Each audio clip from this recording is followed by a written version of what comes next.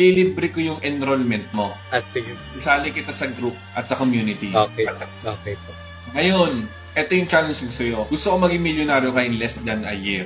Tapos, kapag hindi mo nagawa yun, papakalo ka. Papakalbo? Oo, ayun yung challenge ko. Ako pala si Jim Vincent Villanueva, isang video editor. Meron akong Instagram page na pangalan is Jim Media or Jim Hits na nag-cater ng clients video editing service. Bakit ka nagsimula ng video editing mo or ano yung reason mo? So ano kasi noon, bakasyon lang noon, tapos parang wala akong magawa. And bago pa na napanood ko na yung video na ni Coach Frank na YouTube niya. And since wala akong pera noon, hindi ako nakapag-invest na sa Venice Beach.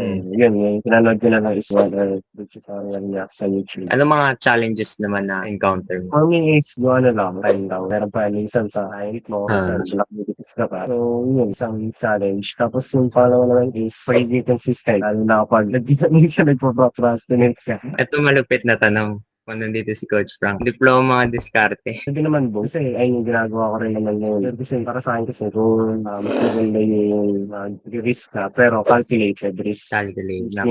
Which means, hindi mo agad iiwan yung pag-aaral yun para lang mag-jump into like business naman.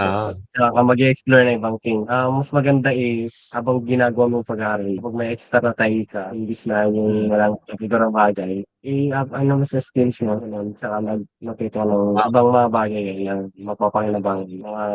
Ano ba yung mga dahilan bakit ka nakakalus ng mga client or mga mistake mo na nagawa? Yun. Yung sa isa ko kasi, scam siya eh. Sa isang client. Na-scam ka ba? Hindi naman. 6 digit yun.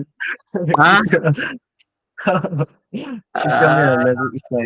Oh. And then yung iba naman kasi talaga, either wala silang maisip na content or it's either busy rin sila sa ibang panahin sa buhay. Ganun, personal. Estudyante tayo ni Franklin.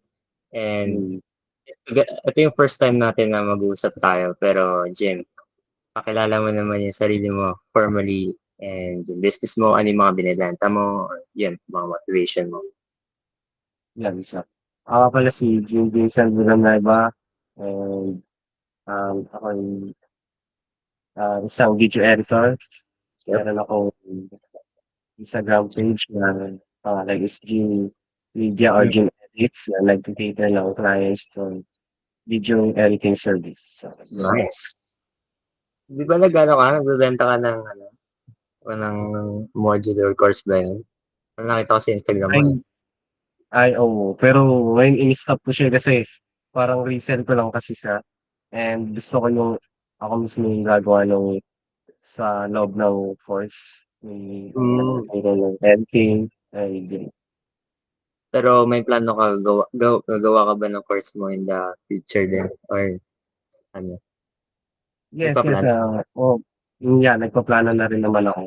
And kailangan ko lang talaga is i-time manage siya. Para i-execute yung plan na yun. And yun, yung sa sa mic. Kailangan ko na i-set up na. Ako naman kasi, bali yung akin, may agency na ako. So, mas nag-focus na ako sa coaching as well. So, nag-focus ako sa coaching, then plano ko na mag-transition sa course. So, bali, ang ginagawa ko para nag-pre-recorded video lang ako gamit yung Loom, tapos gamit yung Notion. Tapos, diretso send ko sa mga student ko. Tapos, yung one-on-one coaching para mga ganito, 2 times a week lang. So, bago magsimula yung week, tsaka after magsimula yung week. Kasi yung pangalan ng coaching program ko, How to Build 6-Figure Agency in 6 weeks. So, hanggang deadline nila. Tapos, every week, yun yung parang, iba-iba yung topic na ina-offer ko sa mga student ko. So, bali nakapackage siya. Tsaka okay lang naman din siya sa akin kasi wala pa ako masyadong alam in terms of course platform. Pero ikaw, Jim, bakit ka nagsimula ng video editing mo or ano yung reason mo? Di ba binigay sa'yo ni Coach Frank yung MSB ng libre, sabi mo nga. Binigyan niya sa akin ng libre. So, yun eh? Sige. So, kasi noon, bakasyon lang noon, tapos parang wala akong magawa. And bago pa na napanood ko na yung video na ni Coach Frank sa YouTube niya. And since wala akong pera noon, hindi ako nakapag-invest na sa Venice Beach. So, yun, yung pinanood ko na lang is yung tutorial niya sa YouTube. Then yung Nice. mga details doon na nakita ko or yung mga natutunan ko, in-apply ko agad. Well, hindi Mm. ko talaga siya in-apply agad eh. Parang nag-ano man siya ng 2 months. Pero nag-decision na i-apply and then yun, 3 months Ah, of grinding, wala talaga start. Tsaka ako nakuha yung first two clients agad.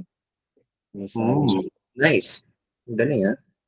Tsaka ano, ano naman yung ano, siyempre, kapag magbi-business tayo or may mga bagong opportunity like this free ano ito, MSB ni Coach Frank, ano mga challenges naman na ano mo, na encounter mo throughout that For me is, yung ano lang, kasi since student pa ako is yung time lang, lack of time. Yung time? minsan, meron kami projects sa screen assignments and Mm. yun kapag uwi mo sa bahay, sobrang lantakan na. Tapos di pa dun natatapos kasi meron pa minsan sa client mo. Tapos Ah, minsan activities ka pa. So yun ay isang challenge. Tapos yung pangalawa naman is siguro yun pagiging consistent ay mahirap din. Lalo na kapag minsan nagpo-procrastinate ka. ah, eto malupit na tanong kung nandito si Coach Frank. Mm, Ah, okay lang sa'yo, ah. okay Okay. lang. Diploma diskarte. Okay. Ah, Para sa'kin diskarte. ano, Ah, yeah. Pero para sa'kin ano, puwede naman both. Kasi ayun yung ginagawa ko rin naman ngayon, eh. Pero kasi para sa'kin kasi kung, mas maganda yung mag-risk ka pero calculated risk. calculate. Which means Nagustuhan mo. hindi mo agad iiwan yung pag-aaral niya para lang Mm. mag-jump into like business, gano'n. Oo. Tas tsaka ka mag-e-explore ng ibang thing. Mas maganda is habang ginagawa mo yung pag-aaral, kapag may extra na time ka, imbis na yung Mm. walang particularong bagay, ano mo sa skills mo, gano'n, tsaka matuto ka ng Wow. ibang mga bagay na mapapakinabangan mo, yun. 'Di ba ano, yung course mo marketing, tama ba? Pareho Marketing. tayo marketing. Ano, Marketing ka rin? pero kamusta ba Hmm, na-apply mo ba yun in your business or kamusta yung pag-aaral, may impact ba siya sa'yo in your own terms lang?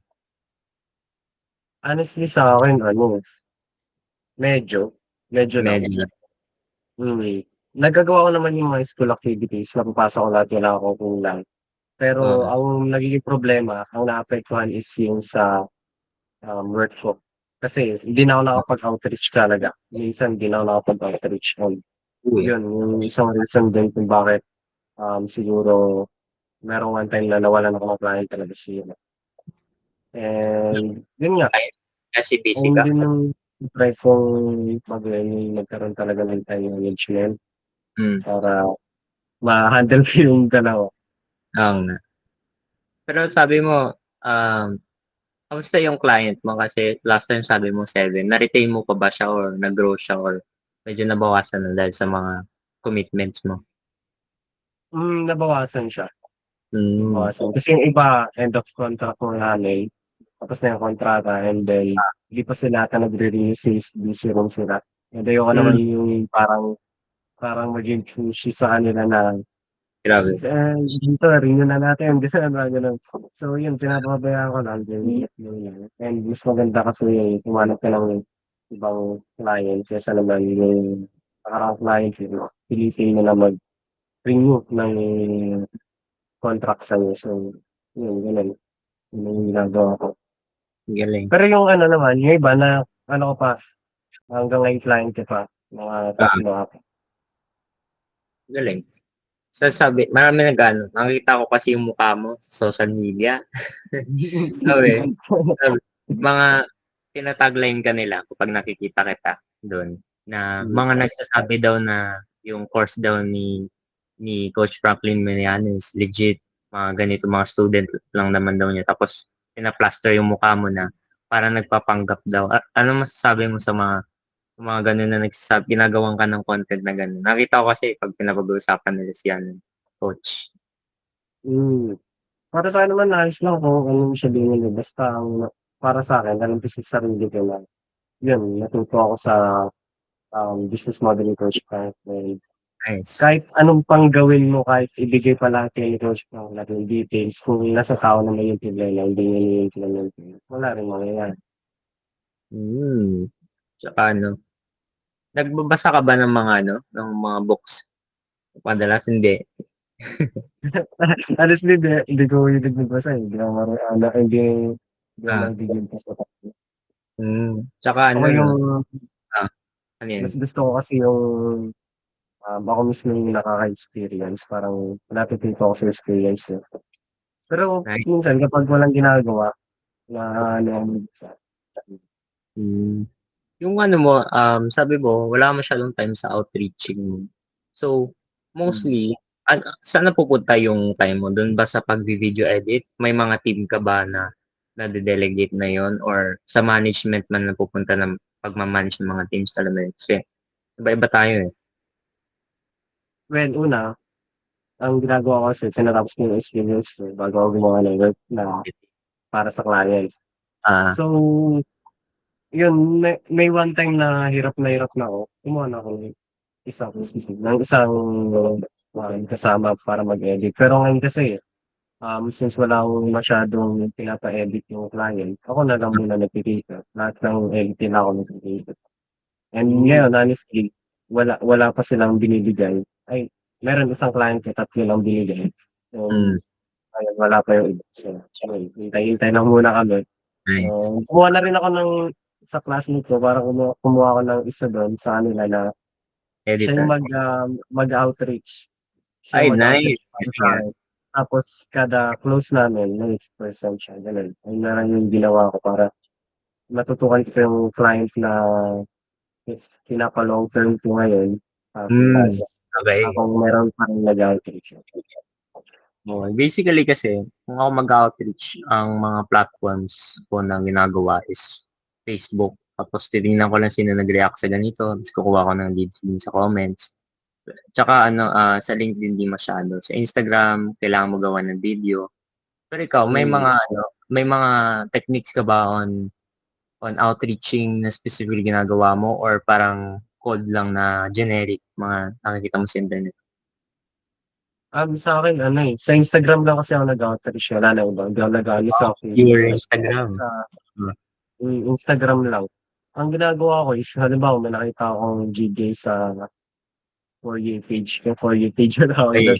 Kapag recommendation. may nakita ako dun halimbawa na, real estate, Ah, hmm, mini-message ko siya, dini-DM ko siya. Meron kasi kaming, script dun na, hmm. naka-customize talaga, na binili ko rin sa isang course na pinasukan ko. Bumili And ka rin gumagana pala naman course. siya. Bumili pa ako ng course. Yung ano lang, MSB lang talaga yung course na nakikinalibre. Ah, Kasi yun nga, outreach ng gamit yung ah, script na nabili ko sa ano. Tapos, ganun lang. Kada, kunwari, ikaw, in-outreach kita, pupunta ako sa following mo, hmm. titignan ko doon kung sino pa yung mga pwede kong i-outreach. Pindutin Ay, ko, message, tapos balik, hanap ulit. Ganun lang yung sa pag-outreach sa akin. galing. Bale sa friends list ko you mean na ano mo chine-check Yeah. mo or Mm. ah, very ano yan, instant lead generation. I mean, hindi ko pa masyado Mm. naririnig. But it's nice. Tsaka nakita ko na you've lost some client. Ano ba yung mga dahilan bakit ka nakaka-lose ng mga client or mga mistake mo na Ano, nagawa? yun. Yung sa isa ko kasi ano, parang naano ako din kasi scam siya, eh. Yung sa Scam? isang client. Na-scam ka Hmm, ba? Hindi six naman. digit yun. Ah? Scam scam Ah, yun, nag-i-scam. okey. 6 digits din yun. Tapos, ewan ko kung magbabayad siya. Ah, Nakakausap ko pa naman kasi ngayon. Pero sa tingin ko kasi gumagawa na lang siya ng dahilan. oo. So, kung di siya magbabayad, ituloy ka na ko siya. Ganun. So, di Laki pa nun. talaga sure. Basta yun, isang client ko na nawala na yun. And then Oo. yung iba naman kasi talaga, either wala silang maisip na content or Oo. it's either busy rin sila sa ibang napanahin sa buhay, ganun, mga personal life. I mean, tsaka ano, no? Baka may kontrata naman, di ba? Hindi ba siya pwede enforceable ganun? O mabawi yun? Ayun yung mali ko. Ayun yung mali ko na huwag natin huwag tularan ng iba sana na Ah, mas maganda kung wala kayong kontrata, mas maganda magkaroon sila ng upfront na kahit upfront payment. 25% or 50% yung upfront payment para sa work. And kung di naman kaya yun ng client, magkano na lang Ah, sila ng contract. Safe sila. Dahil ko may mistake yun. tsaka ano, nakita ko yung Instagram mo. Kon- Hmm. Actually, ano, no? Napaka konti nga lang, pero talagang may impact. Tsaka parang portfolio or something. Eh, marami kasi makikitang mga influencers na nagbibuild ng brand nila. Marami silang ginagawa na video, parang halos every week dun sa Instagram. Pero ikaw, nakakuha ka na ng mga client na talagang ano sa'yo, lumalapit sa or talagang willing to negotiate with you. Pero in Hmm. terms of that, nakita ko yung quality sa'yo, less, not more on quantity. Ano ba yung mga specific content na nakakapag-convert sa'yo in terms of your client? Ano yung may video ba? Yun ba yung video mo, picture mo, or sa my story mo? Para sa akin kasi, ano lahat ng pinopost ko dun sa Instagram ko, is either yung final work, yung final edit, or Hmm. yung mga valuable assets like sa mga edit ko, like yung mga pinupost ko, PNG, na pwede na gamitin pag-edit, yung mga Hmm. transition, ganun. Kasi isa rin sa natutunan ko is magbigay ka ng value sa tao, Tao. ng libre. Ang kapalit naman nun is magkakaroon ka rin ng value. And yung value na Ah, nakuha ko dun is yung nagkaroon ako ng audience from 0 followers oh, to 20,000 followers. Yun ay result no pamimigay ko ng free assets. And ay grabe. hindi sa tingin hindi naman sa pag-aano pero sa tingin ko ay yung isang reason din kung bakit maraming Instagram or video editor ngayon na mabilis maka-gain ng followers sa Instagram, TikTok. Basta magbigay Ah, lang sila ng valuable na bagay sa tao, yun, hmm. talagang kadami yung audience nila ang naging direct. Aba, impactful. I mean, hindi ka nagbibigay. Sabi mo free asset, yun yung mga sound effect, yung mga over, yun ba yun? Yung mga, Yung yun. yun, ayun. Parang sasendan mo lang sila, okay na sila doon? Okay na. Okey na sila. And then yun, din dapat ang gagawin mo dun, hindi mo lahat ibibigay, parang isa-isa kada content. Kunwari sound effect muna sa content ko 'to, yung kinabukasan dito naman yung overlay, Hmm. yung kinabukasan transition, para yung audience is mag-aabang sa page mo and yung traction hindi mawawala sa'yo, parang gano'n, yung traffic hindi mawawala sa'yo. I mean, yung sinasabi mong hati-hati na overlay, what do you mean by audience? Yung pinopost mo siya sa social media or hinahati mo siya while you're outreaching to the client? Na isa-isa lang muna yung Ma ask. Ano yan? nagulan din ako sa Medyo tanong, na, medyo naguluhan ako din sa ano eh, kasi hindi ako usual na nagbibigay ng asset. Sabi mo, hinahati mo siya mm. ng overlay muna para may abangan yung audience, tapos etc. Ito ba yung sinasabi mo yung sa pag-outreach sa client na hinahati mo muna yung asset? Or ito yung ginagawa mo ng content sa mismong Instagram mo tapos hinahati mo para mag-abang yung audience mo? Sa content ko sa Instagram. Kasi once na mag-viral ka, once na magbigay ka ng valuable na content, i-push yun ng Instagram eh. Ibig sabihin, hindi lang video editor ang makakita ng content mo. Meron Hmm. dun mga naghahanap din ng video editor. At ayun yung Ah, talagang na-experience ko from 200 followers na na-content ako ng mga video editor, ng mga content creator. ah, Dalawang sikat na content creator yung nag-content sa akin. Ay, tatlo pala. So, ah. doon ako nakakuha ng client dahil sa traction na nabigay sa akin ng mga content creators na yun. And dahil din yun sa mga Okay. values na binigay ko sa kanila na libre. In terms of ano, sabi dun sa MSB, magbigay ka daw ng free edit. Ginagawa mo ba yan? Or more on na Mm. assets? Effective Pag ba siya ganito, sa'yo? Sige, go. ganito, kapag wala ka pa talagang client, wala ka pang as in zero, nagsisimula ka pa lang mag-edit, ang pinakamagandang gawin talaga is magbigay ka ng free edit. Like, Edit. sasabihin mo lang sa, kunwari, sa business owner na Hmm. sa loob ng 2 linggo, mag-e-edit ako ng 5 videos for free. Ang magiging kapalit lang nun is yung parang testimonial video. Ayun lang, yun yung magiging kapalit. Or kaya naman, ipo-post mo lang yun sa Instagram mo. Para sa Hmm. ganun, meron ka ng proof na nag-work ka na sa iba. Tapos may testimonial ka ba? Talagang Nice. win-win yun. Tapos natuto ka pa, na-enhance mo pa yung skills mo. So, yun, ayun yung pinakamasasuggest ko talaga. And ayun yung dating hindi ko ginawa eh. Na ngayon ko lang talaga na realize din na Hmm. dapat ganun yung ginawa ko para mas mapabilis yung pag-upscale niya sa ginagawa. Yung conversion rate mo in terms of let's say nag-outreach tayo, 'di ba? Tingin mo ilang percentage yung conversion mo na ginagamit mong scripts ngayon? Hmm, parang Average. sa 10 parang Sige, sa go. 10 na ano ba, sa 50% na batch ko, meron nagre-reply sa'kin mga 5 to 10. Kasi mga Hmm. naka-close ko dun na-uploadan na lang ganun. And then yung sinesend mong asset, yun ba yung binibigay mo siya sa gitna or binibigay mo siya sa very start na, "Hey, the name of the client, here's a free asset," mga gano'n? Initial ba siya o gitna? Kasi ang binibigay kong asset kasi is para lang talaga rin sa mga video editor, hindi siya para dun sa sa client. Kasi Ah, kung, yung asset na yun is para din sa client, ibig sabihin nag-e-edit din sila, hindi na nila kailangan yung service ko.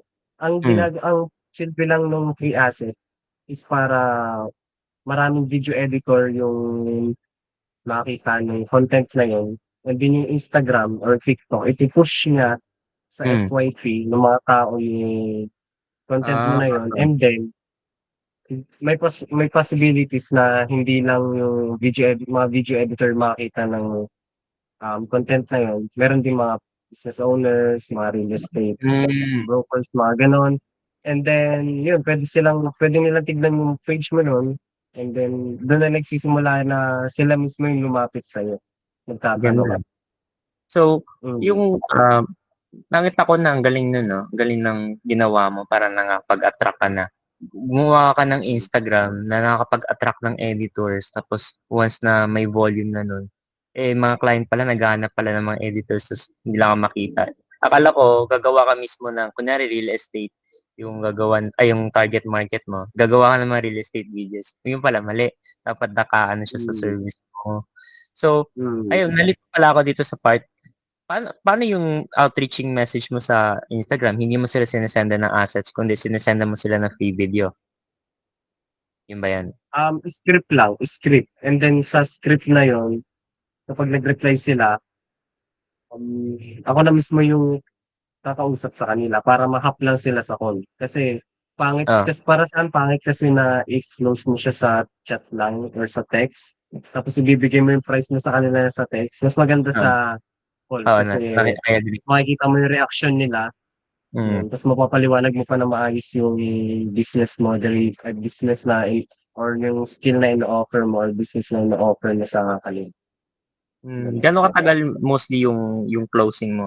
I mean yung mga ganito kunyari ako si client, gaano katagal 'to nagtatagal? Yung meeting, yung parang call namin, Onboarding mga ganun or consultation? mostly ano lang, 10 to 30 minutes, ganun lang. And then sa mismong call na 'to, parang pinasa-sign mo na ba sila ng contract or after pa nun or pinapa-pay mo sila agad? Depende siya, kasi ang iba kasing client gusto muna siyempre makita kung yung service na ino-offer mo is ayun Ah, talaga yung kaya mong ibigay sa kanila. So yung iba nag-ask muna ng test edit, minsan kasi paid, minsan free. hmm, Eh ako minsan paid talaga yung kinukuha ko. And ah, then after nun, kapag nagustuhan nila yung test edit na yun, dun sila magde-decide kung magpipirmahan ba ng kontrata or Ah. ganito yung ganun. Kasi yung iba kong client talaga hindi walang kontrata eh. Ang ano lang sa kanila is upfront. Upfront, Mo wow. lang bayad. Yes. Tapos ang gagawin mo lang, kunwari, ang sasahod siya is 10K. Lahat ng video 10K. And then, upfront sa is 5K. Mm. Bago mo makuha yung another 5K, isi-send mo muna yung video na ginawa mo. Papacheck mo sa kanila. So, ang gagawin mo, lagyan mo muna siya ng watermark. Watermark. Tapos Okay.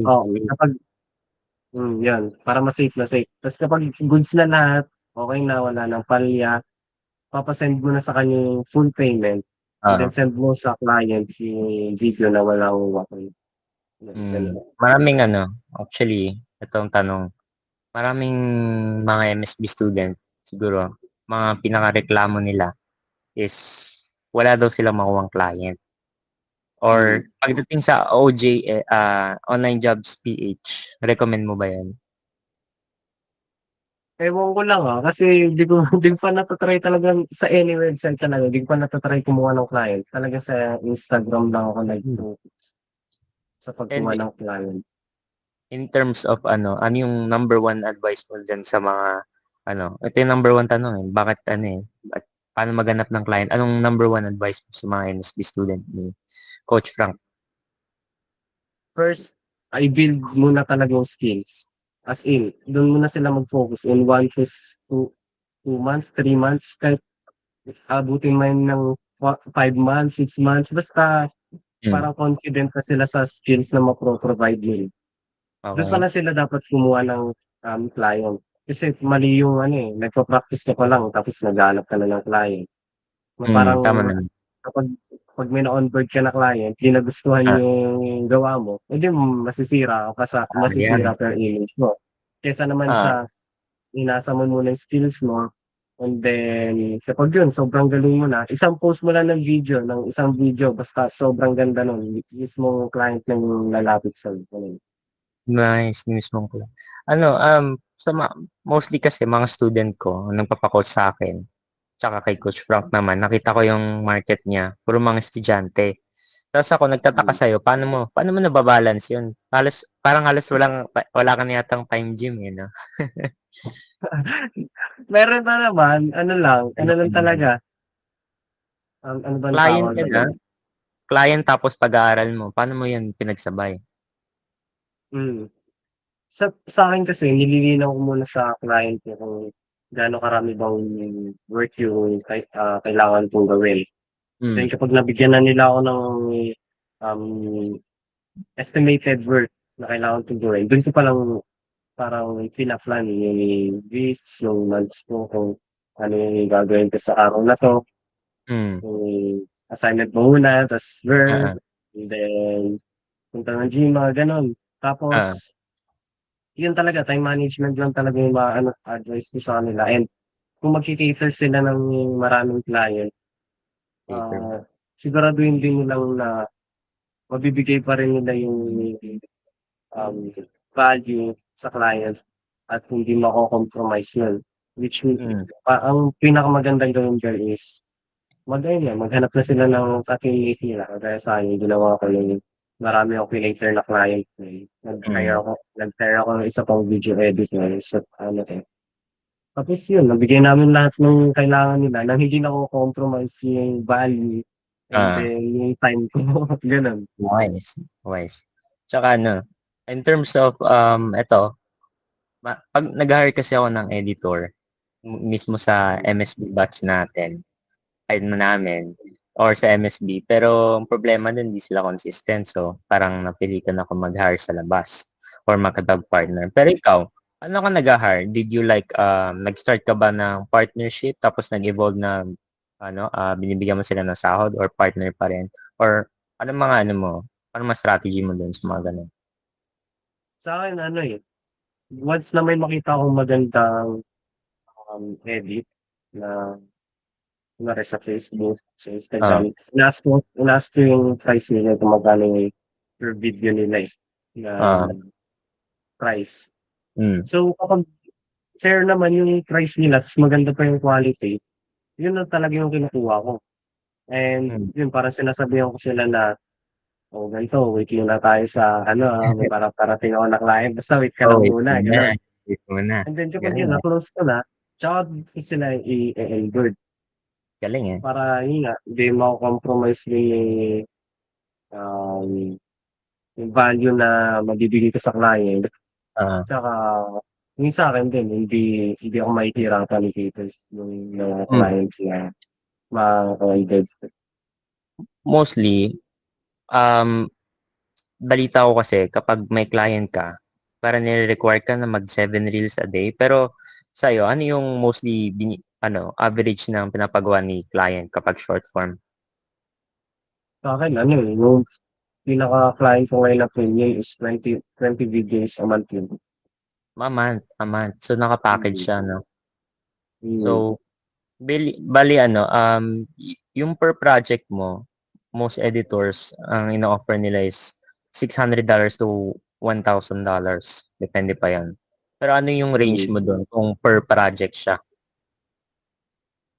Kung per project siya, nasa ano na ako, yung rate ko is pinakamababa is $40 per video per Per project. video. Pero pag package, pero pag package naman, pwede tayong mas bumaba. Basta mas marami yung quantity na mabibigay sa akin. Kasi kapag Mm. halimbawa, mag $30 na ako per video, tapos 10 lang, di lugi ako. Lugi ako nun. Wala ako parang kung gagawin ko siya, may iwan ko yung iba kong client para na magawa yun sa kanila. Di Mm. doon na lang ako sa isa na premium. Tapos Mm. magkakaroon pa ako ng time para sa sarili ko sa iba ring gagawin ko di kaya sa bahay pati sa studio. Mostly kasi problema natin is mahirap tayo makahanap ng mostly mga client daw kuripot, sabi ng mga Hmm. student. Pero ikaw ang galing mo. Paano ka nakaka-charge ng ganyang kalaki na $40 a video or a reel? Paano mo nagawa 'yan? Well, ano lang, ipapakita ko lang yung worth ko. Portfolio. Kung hindi ko kasi talaga binababa yung presyo kung alam ko naman sa sarili ko na kaya ko naman gawin yung job na gusto niya, and Oo. then baka kaya ko pang higpitan, hindi ko Hmm. ibababa yung price ko. Kaya nga mas maganda talagang mag-focus muna sa skills para kahit, kayo na yung mismo yung magdedesisyon sa price na gusto niyo. Hindi na kayo magpababa lang dahil alam mo na wala kang Hmm. client. Oo. Iko-compromise yung health mo, yung Oo, oras mo para lang sa bayad nila na hindi ka naman satisfied, gano'n. Mm. Tapos sa work na ginagawa mo hindi ka rin satisfied, parang napaka-toxic na yung para sa'kin, kaya yun mas Hmm. maganda makita ng client yung value niya para masunod din yung charge na gusto mo, yun. Okey. Sabi mo pakita yung value. Paano mo pinapakita yung value mo? In terms lang ba sa portfolio or sa Instagram profile mo? Ano ba 'yan? Sa Instagram profile and then yung iba, nanghihingi talaga sila ng test edit. Sa test edit talaga, it's either Ah, paid or free. Dun talaga so nila makikita yung value niya. hmm, then binabayaran mo yung ano, o yung editor or kinakausap mo na lang for test edits? Kung ano siya, paid siya, Oh, siyempre babayaran ko rin yung editor. Pero kung free kasi nice. siya, parang di na kasi ako natanggap talaga ng ano, ng free kasi yun nga, wala akong time din mag-edit. And kung papa-edit ko sa editor ko, ako rin magbabayad. Kung hindi Hmm. natanggap, di lose-lose din. Parehas ako lose. Di pinagdesisyonan ko na rin talaga na hindi na ako tatanggap yung free test. Talagang Paid lang nire-reject talaga. mo talaga. Nire-reject mo lang talaga. Wala ka ng Na atras-atrasan. Reject talaga agad wala si na. client. Mm, wala na. Sinasabi ko lang sa kanila na hindi na ako nagpapa-free test edit. Yung gusto yung lahat, paid test edit. Ay Hmm. pinaka-best solution nila. Isang video lang, paid test edit para makita natin kung fit to work na talaga tayo. Ganun. Okey. Kasi yung iba Um, tini-take advantage yung free test edit, eh, yung ibang mga client. Tini-take advantage nila yan. Hindi lang hindi lang ito yung sinendan nila ng gano'n. Mm. Sure ako doon sa gano'n na hindi lang itong sinundan nila at hindi lang itong yung editor na kinakausap nila. Mm. Kaya mas maganda talaga yung paid test edit para ma-calculate din nila yung risk na Yeah. iaano nila sa tao, gano'n. Okay. Ipuput nila sa tao. Okay. Tsaka ano, in terms of yung madalas ba sila naghahanap ng client testimonial sa'yo or talagang test edit more on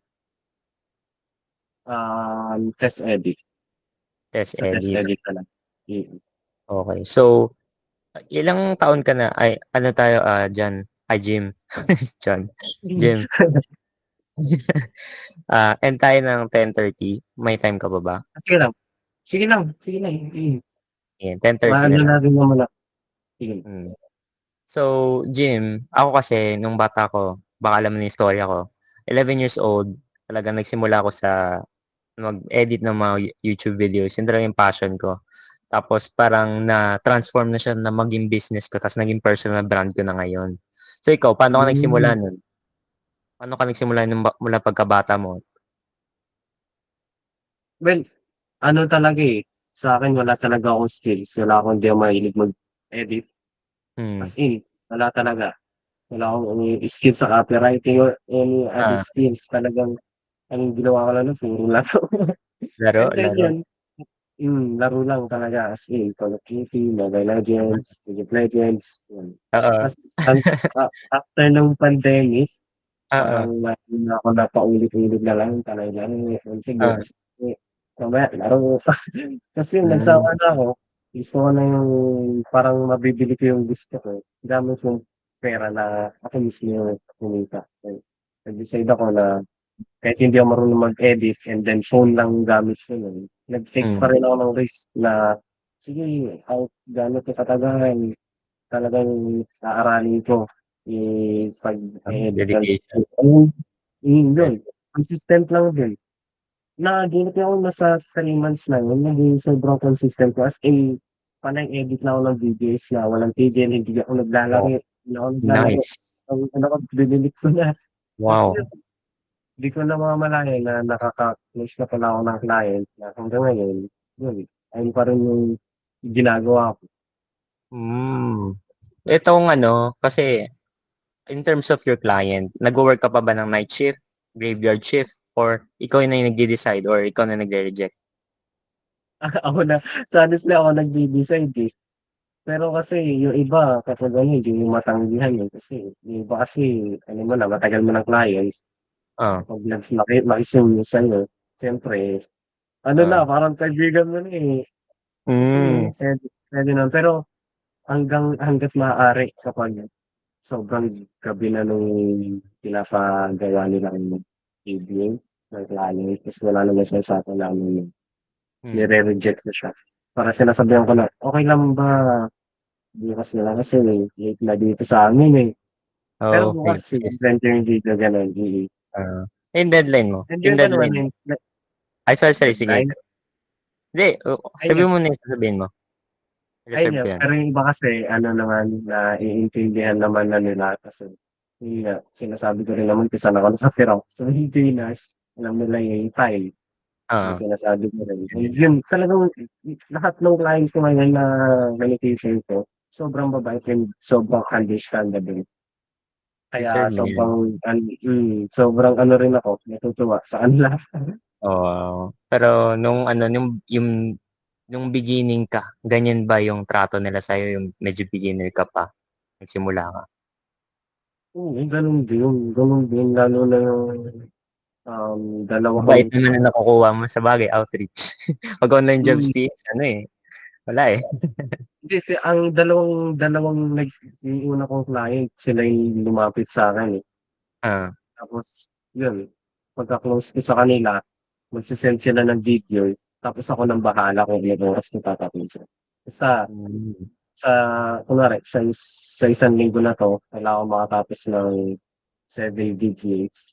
Ako ng hmm. bahala kung umaga ko siya gagawin, hapon, tanghali, gabi, basta ang kailangan kong maabot is 7 videos a week. Kung hindi, di 7 nangyayari days. sa client. Wow, okey. Ang ganda ng schedule mo actually 'no?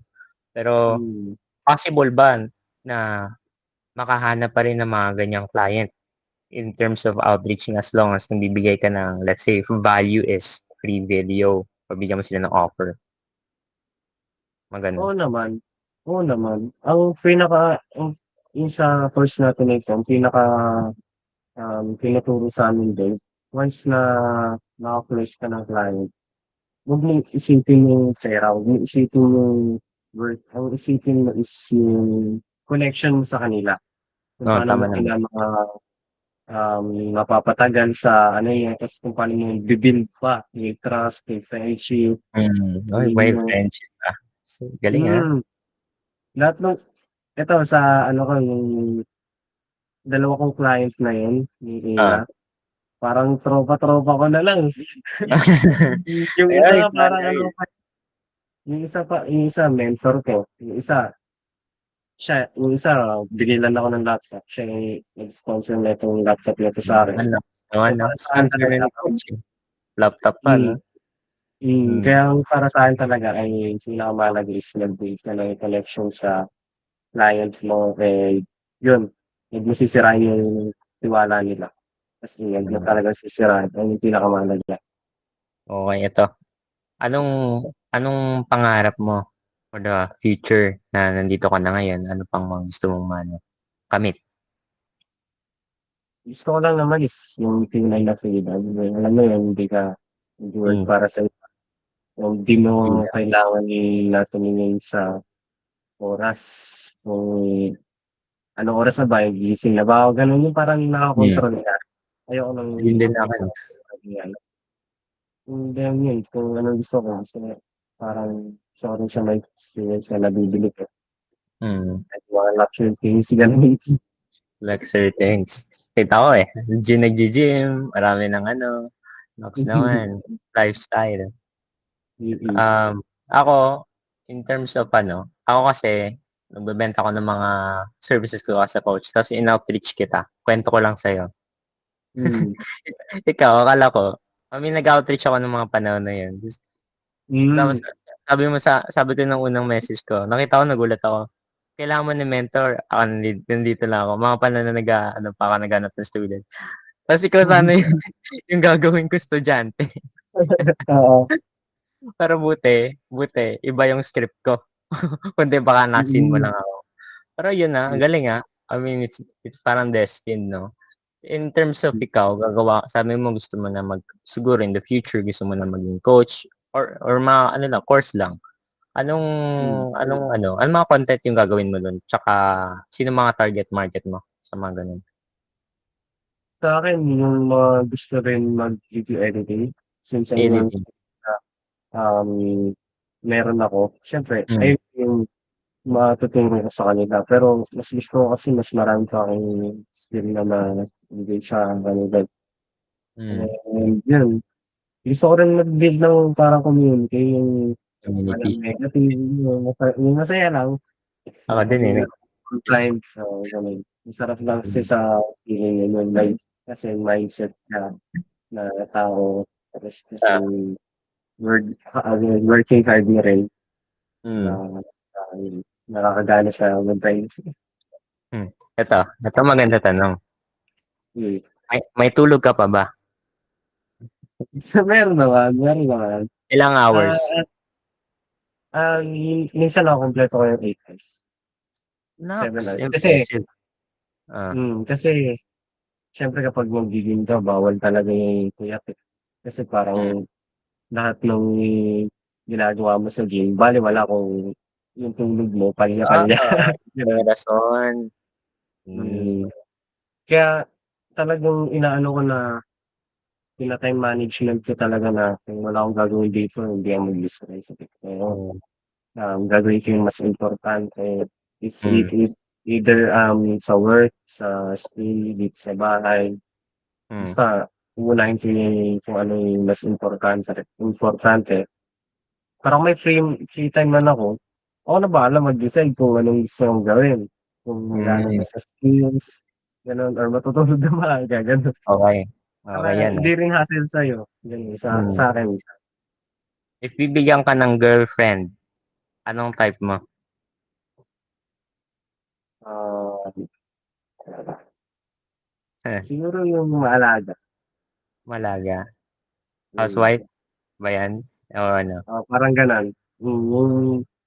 Yung ano ko, hindi naman sa ano, pero yung modern na ano, yung nagtito-party, ayoko ng gano'n. Parang gusto ko Gusto yung traditional, no? na yung traditional. Nice. Mas Pareho gusto ko tayo. yung Pareho hmm, tayo. so my Oh, experience yung gano'n. ito, in terms of relationship on a higher being, let's say God, do you still believe in that? Do you still have a relationship with that? Do you still take importance of that? Of course, ang ano ko sa buhay, kahit mawala 'to sa'kin yung ginagawa ko, hindi ko tatalikirin yung paglilingkod ko sa Diyos. Ano kasi ako, Iglesia ni Cristo, and Mm. then meron akong tutulong dun na mga awit. Yung ganda, Ah, hindi maganda, hindi naman gano'n kaganda yung boses ko, pero yung nice. isang ano ko sa buhay ko na kahit ano pang gaano pa kahirap ko, hindi ko hinahintay, mas unahin ko yung tutuloy ko, mas unahin ko yung sa church, mas unahin ko yung Diyos. Kasi lahat naman ng nandito sa akin, biniling ko lang 'to sa kanya, sa Ah, amin. And ngayon, binigay niya na sa akin. So, mm, wala parang ano naman na mas uunahin ko pa 'to kaysa sa kanya, na siya naman mm. nagbigay nito sa akin, gano'n. Okay, no? At saka ano, in terms of your mga hobbies mo, anong mga hobbies mo? Hindi naman pwede puro business lang, di ba? Hmm. Except sa gym, So, tsaka sa mga nakikita ko sa ano mo, social media. sa'kin nag-aano na ako, nagpa-practice na akong magba-basketball ulit. Kasi last Ah, na basketball ko pa nung nasa Las Piñas ata ako nun. mm, Tas nung lumipat kami dito simula nun di na naglaro ng basketball, hindi na lumabas ng bahay, dito na lang sa bahay. mm, Tapos ano pa ba yung mga hobbies ko? Yung ano ko lang talaga yung online games lang rin.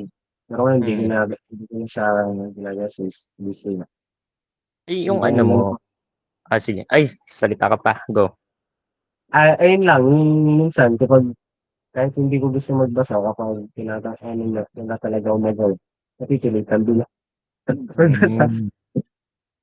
Yung ano mo, yung working ano mo ngayon, habits or study habits. Kapag ako kasi mag-work ako, ang ginagawa ko is Google Calendar, bablock ko siya, tapos magde-deep work ako na 2 hours or 90 minutes sa task, tapos break ng mga, ini-schedule ko pa nga 'to, mga ganito or mga Hmm. pagte-text. Ikaw, paano yung habits mo in terms of working for business and ano, school? Sa'kin ano, 4 hours or 3 two to 4 hours lang deep work. Tapos, kada 30 minutes, may 5 minutes na break. Tapos after ng Mm, break, 30 minutes ulit, break, tapos mm. 30 minutes. Ewan ko kung ano yun, saktong 4 hours yun. Basta Pomodoro. ganun yung, basta Mm. ganun yung ginagawa ko. And Eh, ah, then, yun, after nung work, sa hobbies na akong like, ano, sa gym, sa mm. school, sa bahay, ganun. Sa pag-upskill ka ng skill sa video editing or other skills na pwede kang gamit. Galing, Tsaka ano, itong ano, sa buong schedule mo, how many percent yung working ano mo, yung nilalaan mo sa business mo or sa buong araw mo gano'n? Sa 'yan, business mo. Sa isang araw, ilang oras, ganun. Oo, naka-dedicate Eh, do'n. depende siya kung may pasok ako eh. Kasi, kagaya ngayon, ngayong Oh, araw, Friday, ang pasok ko, nagsisimula ng 7:30. Tapos ang uwian, 8, hmm, 8 ng gabi. So, syempre, yung natitirang oras na yun, ng sipel, 2 oras na lang, sa work ko na. Wala na akong dalawang bahala sa oras lang, 2 oras lang ang ang dami mong client, uy, hindi naman. 'Yan, Ano lang talaga, parang connection din yun sa client ko ngayon kasi yung sabi ko kapag nag-gig ka ng oo, connection sa client mo, yung client mo, maghahanap pa yan ng ibang kakilala niya na pumunta sa'yo, hmm. mga kasi parang ganyan. Okey, last question. Yes. Mare-recommend mo pa rin ba ang MSB ni Coach Frank? Oo naman, oo naman. Kung lalo na kung beginner, beginner ka lang, kagaya ko Mm. noon. Ang pagkakalam ko kasi sa, ano nun, sa freelancing, ang Ah, pagkakalam ko nun is, sila yung nagbebenta ng bahay, yung mga parang ahente. Ay, yung ah, pagkakaintindi sa freelancing na yun. And agent. kung hindi ko pa nakikita yung video ni Coach Frank noon na about sa freelancing, hindi ko Mm. pa siya, hanggang ngayon, hindi ko pa alam kung ano yung freelancing. So, Ah, sabi, kaya para sa akin talaga si Coach Frank yung naging tulay na natutunan ko itong business model at yun yung ginagawa ko naman. And yun, mm, napaka-recommendable naman yun, lalo na yung ayaw nila mag-invest. Panoorin lang mm, nila yung 1.3 tutorial ni Coach Frank. And then din, marami naman details din, marami naman information na binibigyan si Coach mm. Frank. Nasa sa kanila pa rin kung yung information na na-gain nila is i-apply nila ay to take actions. Yung magiging consistent sila. Wait lang, paano ka nahanap ulit ni Coach Frank? Paano kayo nagkita na binigyan ka ng free course nun? Ganito kasi yan eh. Nung, yun nga, di ba sabi ko nga, si Coach Frank naging pala yung bakit ko nag-discover yung freelancing. Ah, Nag-post ako ng content sa TikTok na nagpapasalamat ako sa kanya and mm, na-show doon yung mga um, process or ah, progress ko nun. Nung nagsisimula pa lang ako hanggang sa kumita ako. Hanggang parang kinausap ko, chinat ko nun si Coach Frank. ah, May ganun sa akin sabi ko, Coach Frank, salamat po tayo ng marami dahil sa inyo yung talala niya. Kasi sinunod ko yung link nung TikTok na ginawa ko, TikTok content na ginawa. Tapos yun, mm, nag-ano na sa kasi, nag-reply sa si Coach Frank na kung sila namin mag-call. Tapos ako na mm, yun, doon niya ako binigyan na yung free access sa ano. mm. Nice, okay. So, send mo sa akin yung mga social media links mo. Siyempre, lahat yan, yan. Kayang yung traffic. Tsaka, Oo. a- anong masasabi mo in terms of call to action para sa'yo? Yung mga viewers natin ngayon. Magagawa ka ng course, pwede mo siya endorse dito, etc. So forth. So yun, ano lang naman, kung ang sa ngayon lang naman meron ako is yung Instagram kita si Bart na lang, Instagram Jim Lydia, tapos sa TikTok yung edits. Sa Mm. Facebook wala pa naman eh. Gusto yun, Uh, add mo na lang ako. Ganun. uh, Um, tapos yun, abang-abang na lang rin kayo sa mga ilalabas ko sa Instagram. Mostly naman doon ako nag-post ng kay sa Instagram. okay. And yun, sa page din ni Brother Jethro. Brother Jetta, sige.